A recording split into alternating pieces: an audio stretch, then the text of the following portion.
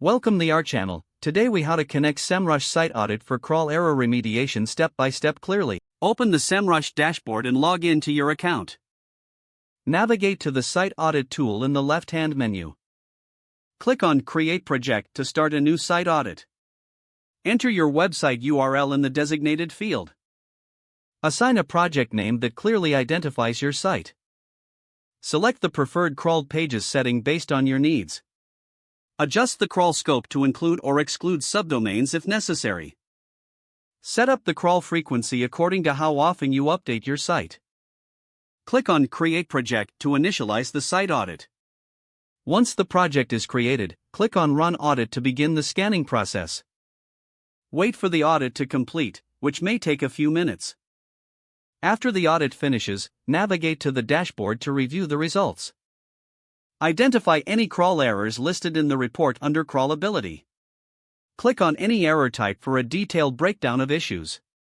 Review the recommendations provided for each crawl error. Implement the suggested fixes directly on your website. Rerun the site audit to ensure all issues are resolved. Monitor ongoing site health by scheduling regular audits.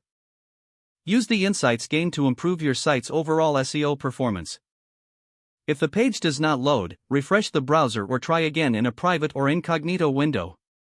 Make sure you are using the correct email address, then retype it carefully to avoid small typos. If your password is not accepted, use the reset option and create a new strong password you can remember. Check your spam folder for verification or security emails, then complete any requested confirmation steps.